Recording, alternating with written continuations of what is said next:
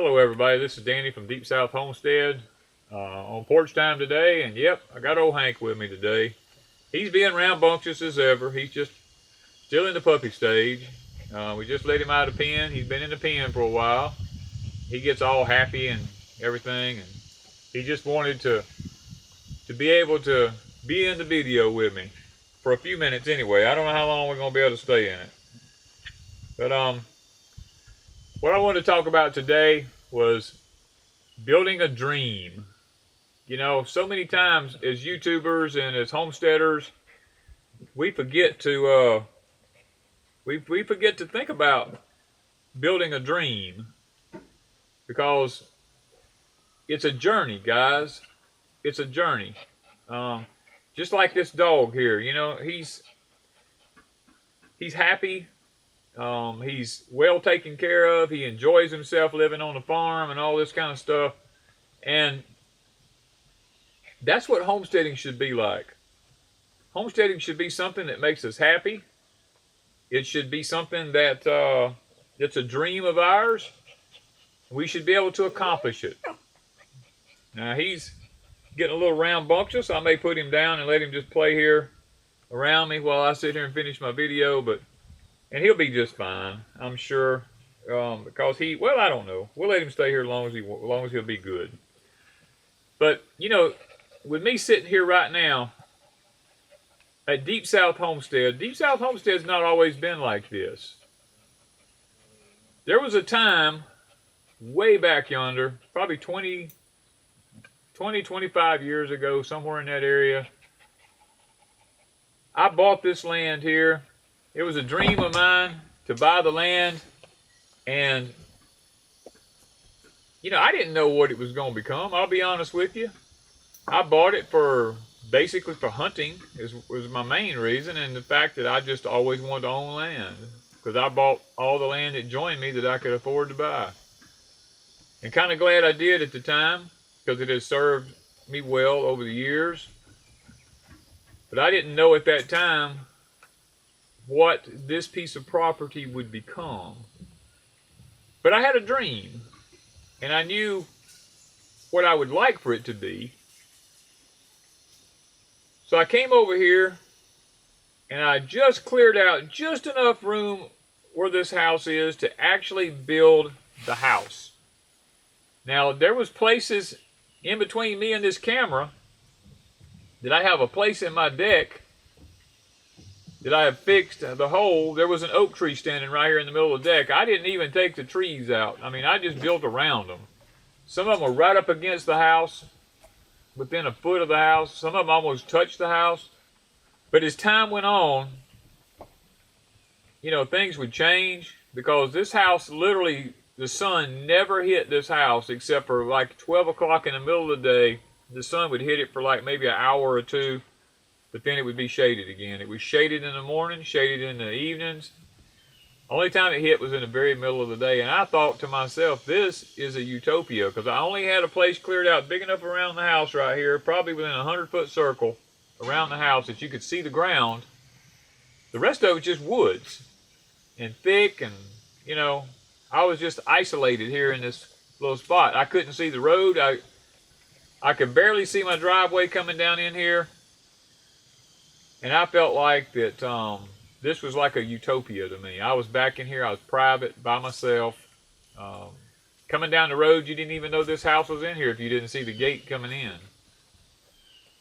And I just, you know, I took and thought that that was the life that I would always live. Just secluded. But then there come a time when Hurricane Katrina struck. And guys, let me tell you something. It changed Deep South Homestead forever. In 100-foot, when you measure from my house out 150 feet in a radius all the way around my home, I lost 300 trees just in a 150-foot radius around my house.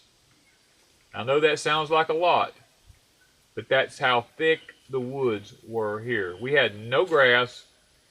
All I had was just leaves on the ground. There was absolutely nothing here but just leaves. And after Katrina, I was fortunate enough that not one of those trees hit this house. But I'm going to tell you something. I was probably one of the most disheartened people that there ever was the day after. When I came and I looked at the landscape and I saw all of the timber that was down everywhere, my heart just sunk. And in my mind, this place would never, ever, ever be the same again. And I kind of like lost hope there for a while. But I taken and I began to clear up the limbs, cut them up for firewood because I heated with wood. I began to cut the log lengths out of the trees because these trees were, a lot of them were 12, 16, 18, 20 inches in diameter. I began to cut log lengths out of them and take my tractor and drag them up and pile them up to have them cut up into lumber. All the tops and the limbs were cut up into firewood. I mean, I had firewood, guys. I don't even remember how many cords it was. I had a building back here we turned into a chicken pen that was stacked with just cord on top of cord on top of cord of firewood. And then the government signed into existence a thing where they would come on the property and do a 150-foot radius. They would clean it up for you at free of charge, haul all the debris off and stuff like this. And I signed up for that because at that time I had no way to get the stumps out of the ground. And these guys came in here for 7 days. They hauled 10 loads of debris a day out of this 150-foot radius. And the guy told me, he said, I've never seen so much stuff come off of one piece of property in such a small area. And he said, and you done cut the limbs, the bigger part of the limbs up and the log lengths and the firewood out of it. I'm just cleaning up the ends of the limbs and the stumps. And luckily, I got a landscaping crew out of Alaska that did mine. And the guys were fantastic. When they got through, I mean, it was perfectly level and smooth around the house. There was no holes anywhere. Those guys graded this thing back out perfect. But beyond that 150-foot radius, there were still trees and stumps and, you know, it was just a mess. It was all tangled up and stuff. I went through the whole property, cut all the logs out of it that I could, and there's no way I could get all the tops and everything to clean it up.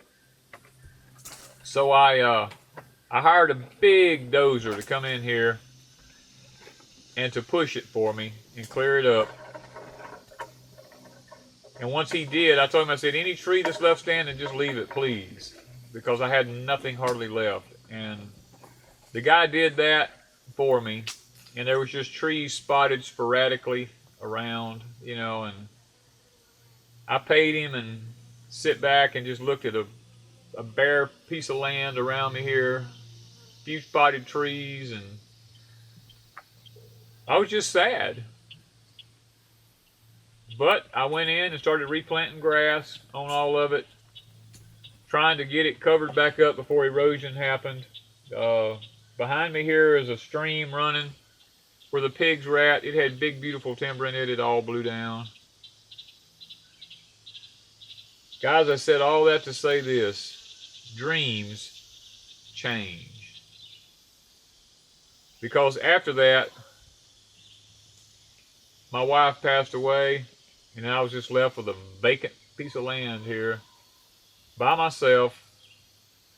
Spent a couple of more years just looking at it, trying to figure out what to do. And then Wanda and I got married. And we both kind of come out with a vision about what we wanted. And we came in and started putting trees where we wanted them at. We started redesigning the house, because you have to understand, my house was a Victorian style home. That's what my wife that passed away wanted, was a Victorian. And that's what it was. But Wanda and I were into the homesteading lifestyle. Now, homesteading lifestyle and Victorian homes just do not go together. So what we done is little by little, we've changed the home from a Victorian home into a country theme. And we've made it where we can use it as a homesteading place, where it works and it functions for us. So that dream of a Victorian home has changed to now it's a country home that's used for homesteading. Because dreams, my friend, change. And as this dream began to manifest here, we began to embark upon gardening and growing things and creating our own food supply here at this particular homestead. And a lot of the land that was once open, that I thought was completely useless for anything, turned into a fruitful oasis of gardening for us as we began to embark on different dreams that we had. The land has begun to flourish.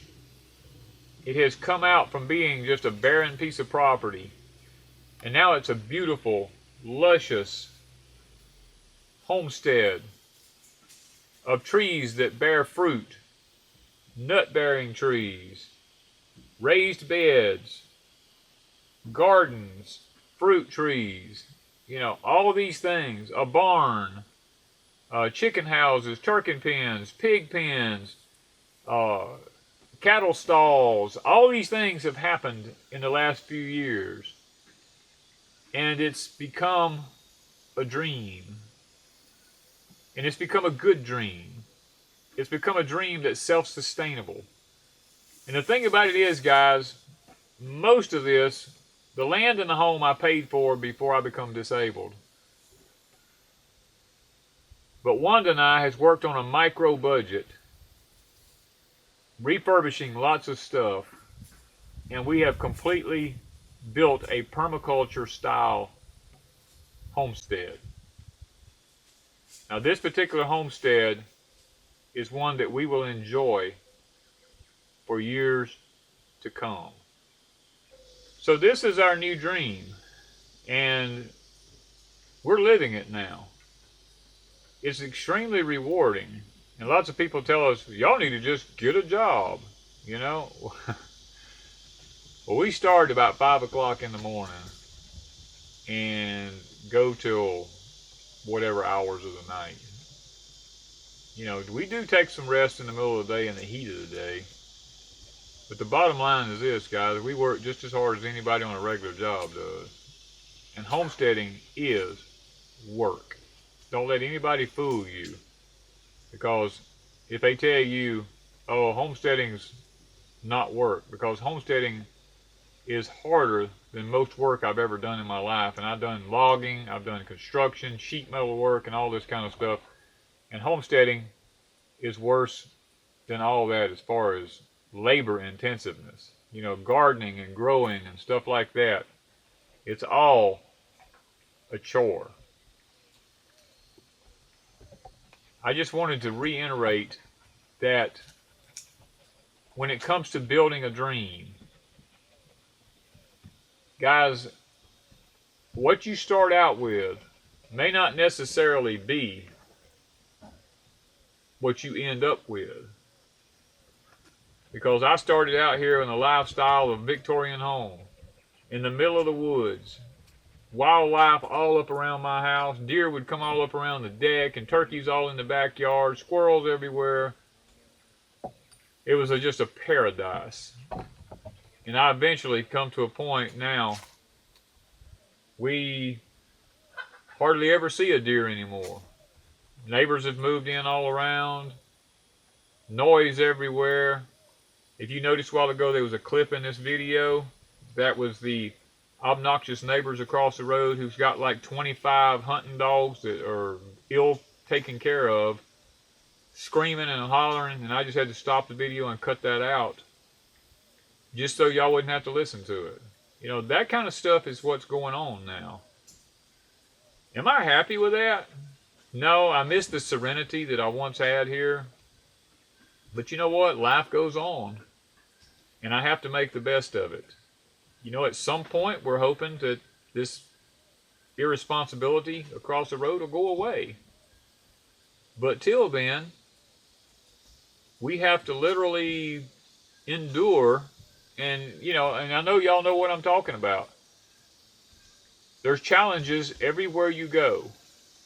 I mean, I guess the only thing that would prevent that from happening might be the fact that if you bought 100 acres and built something right in the center of it and you was completely wooded all the way around, and I don't know, then I still feel like something might happen that messes with the serenity, you know, of where you're at. Because the culture in which we live in today, so many people are moving from the city out into the country. And it's not because they want to live in the country. It's for tax purposes and things like that. And when they do this, those of us that are true homesteaders and country people, these people don't know what it is to be quiet. They don't know what it is to live in peace, because all they've ever known is the hustle and bustle of cities. And for them, noise is nothing. And for us, it's just the destruction of life.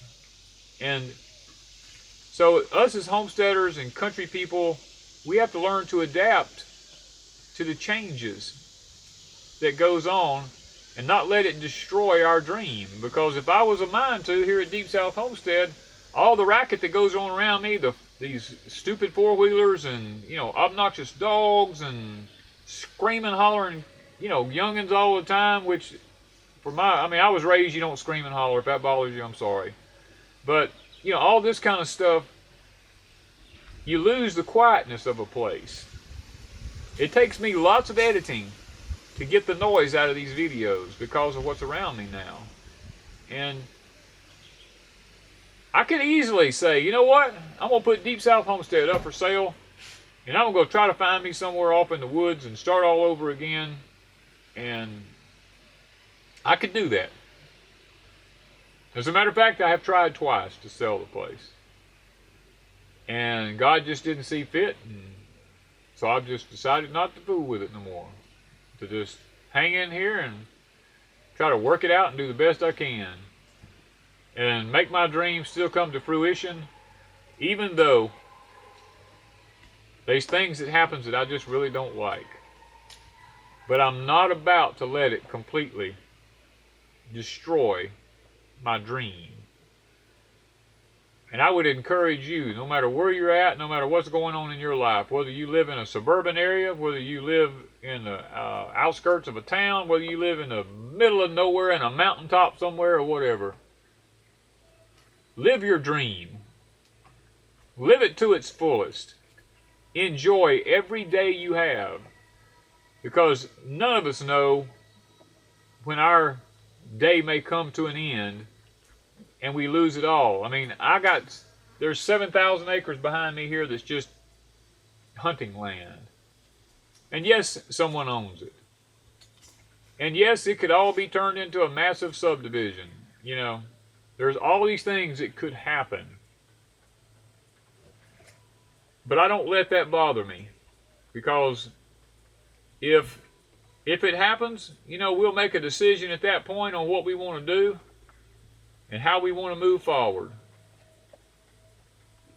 So keep your head up, be positive, and look at the good things that you have. Because here we have built permaculture all around us. I'm looking at apple trees right here beside me. I'm looking at my sugar cane, raised beds, fig trees, orange trees. I mean, I'm looking at all this stuff right here. Hank's all under my feet here. He's not in the camera, but he's all under my feet here. You know, guys, this is what it's all about. Create the utopia that you desire wherever you're at. Only you can make that happen. You know, the things that the neighbors do can irritate you, but you've got to learn to look beyond what the neighbors do. Because I've come to the conclusion it don't matter where you go or what you do, there's always going to be something that irritates you. And if it's out of your power to change it, then there's no sense in worrying about it. There's no sense in fretting about it, because all you're doing is just making your own self sick and tired. I had to come to that conclusion,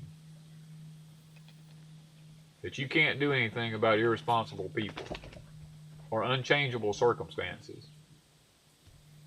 Dreams are made, and they're made to change. Who knows, in 5 years from now, or 2 years from now, or 1 year from now, what Deep South Homestead will be or become? I have no clue, because I don't know the mind of God. There could be another storm come through here and blow all the rest of my trees down, and then I would just be all pasture land. You know, I have no way of knowing exactly what the future holds. But I don't fret about it. I enjoy what I have while I have it to the best of my ability. I think it was Solomon that said there's nothing better than that a man should enjoy the fruits of his labor. And my friend, when it comes time to build a homestead and to build a dream, it's up to you as to what you make it. Hank thinks so. Hank went from living in an old shed to living at Deep South Homestead. He's a happy dog, a healthy dog, a dog that's just full of life, learning to live with the other animals, and having himself a blast. That's what homesteading's all about, is enjoying the life that you have. Just like this dog is enjoying the life that he has. He's full of energy. He's full of life. Every day is a new day to him. And that's the way it is for us here at Deep South Homestead. Every day is a new day for us. We don't tack on to it anything that would make it sad or anything like that, because it's a clean slate every day, and we enjoy it to its fullest. We try to get up every day with a positive attitude and enjoy the life that we have. We enjoy our creatures that we have. We enjoy our animals because they are a blessing from the Father. Some of them feed us. Some of them, like this dog here, is for enjoyment, protection, for use on the homestead, and handling other animals, and he's learning that very well. He's learning to be obedient. And him being a small puppy like he is, 12 weeks old, he's become a very good, obedient dog up to this point. He still has some puppy in him. That's going to change. And just like that, my friends, life changes from day to day. So I'm going to put Hank back down. He just wanted to get another little love. Okay, hop down now. There you go. Anyway, guys, I just wanted to share that with you today because, you know, people always talk about porch time's always about doom and gloom and stuff like that. Well, it's not always about doom and gloom, because in the midst of everything that goes on around us, we can find joy, we can find happiness, we can find dreams, we can make them happen. It doesn't always take a lot of money. It just takes persistence. Because dreams, my friend, don't just happen, they're built. And with that, thank you from Deep South Homestead.